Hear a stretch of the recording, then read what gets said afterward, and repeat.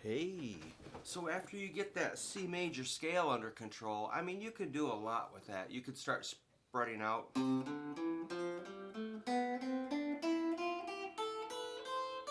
3 notes per string. That's a thing.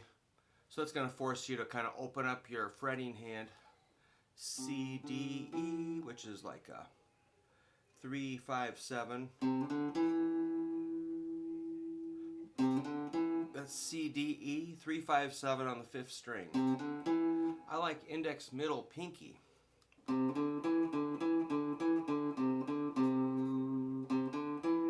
Then, so that's, just remember that shape. We're going to use the same shape, one string towards the floor, which is 3, 5, 7, 3, 5, 7. F, G, A.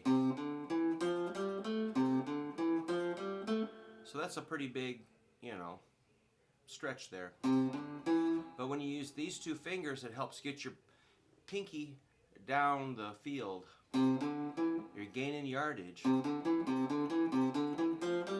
Then we shift a little different shape. That's a 4, 5, 7, B, C, D.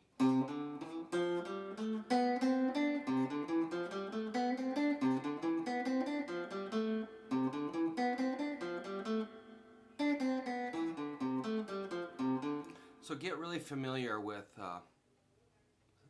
just keep working on the scale. But then you're going to come around to maybe some triads or chords. A triad is, I think of it as a 3-note shape or chord. For our purposes, we're going to go with C major. That's a root, 3rd, 5th. The 1st,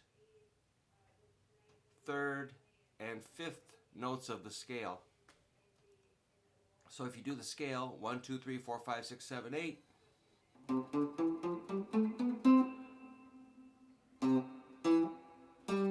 Is your root, 3rd, 5th. That's C, E, G.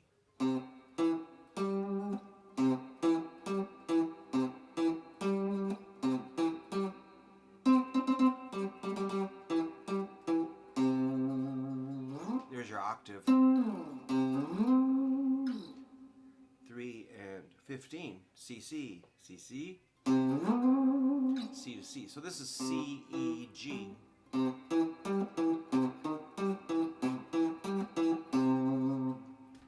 Alright, so any combination of C, E, G on your guitar neck is going to give you a C major triad. On 1 string or 2 strings. That's a C, E, G, E. 3, 2, 5, 2.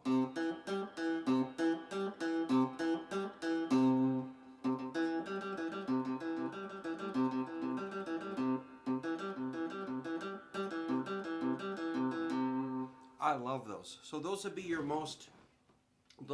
let's call them targets.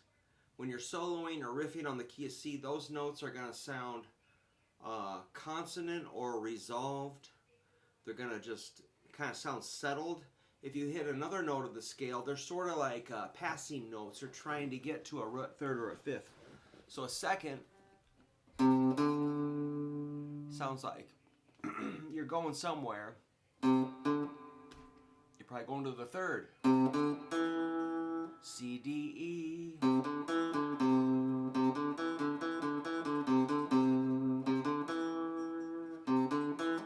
The 4, 1, 2, 3, 4, F, sounds a little weird. So like if you're my friends used to come over and say, let's jam, Brook, and they start playing, maybe a C scale. I'm like, okay. Or they're doing a C chord, or I can't remember. They're soloing and they're going, they know the scale, and they're going.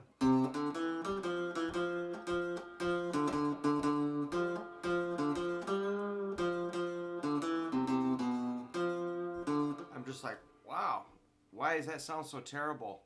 Because you're just floundering around. If you did, that sounds a little more familiar to my ear. To a root or a And on that fourth, against the chord, it just sounds weird. If you add an F to a C chord,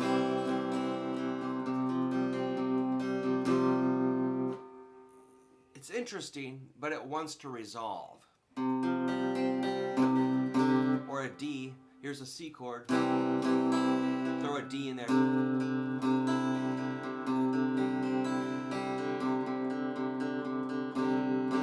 It's kind of cool, but it wants to go to the third or the root. Resolution targeting the root, third, or fifth.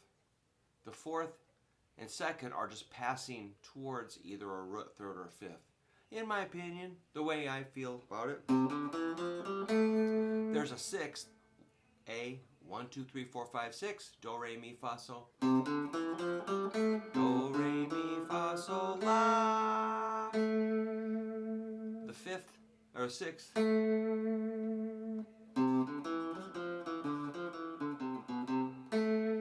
sounds a little weird. So does the seventh. I'm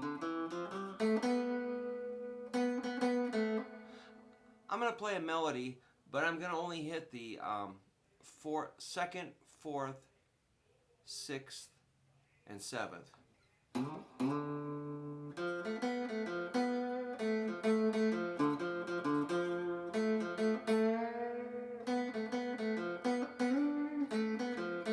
Hey, that's kind of cool. If we're staying away from the root. You know, the root, third, and fifth are so obvious.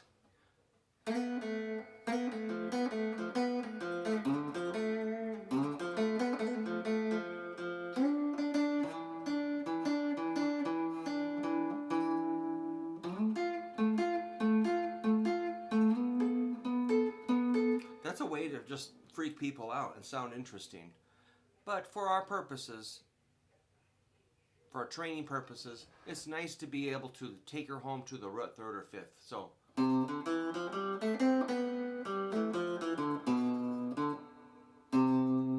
Sounds kind of proper anyway.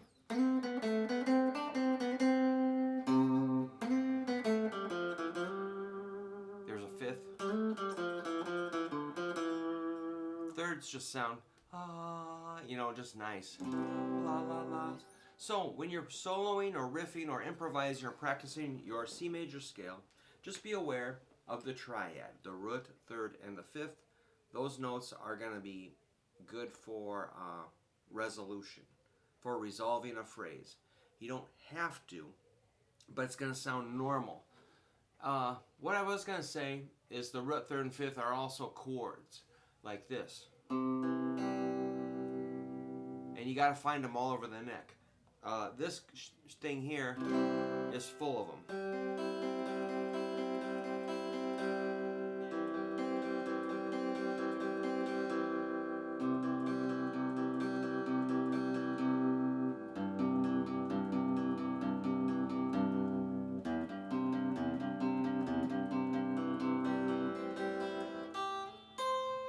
Those are root, third, fifths. And then those are chord shapes. So you can get it down here in the cowboy chord. And then you can do the bar chord. It's going to be made of root, third, fifth. And do partial bits of that bar chord. If that bar chord is killing you, just do 3 notes.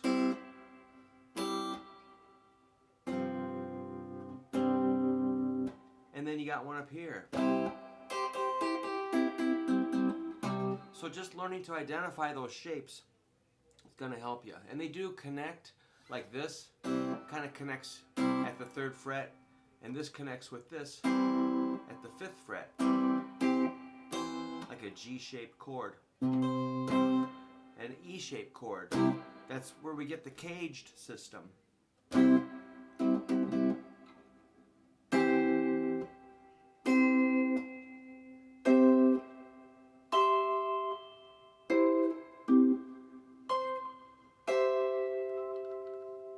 Cool.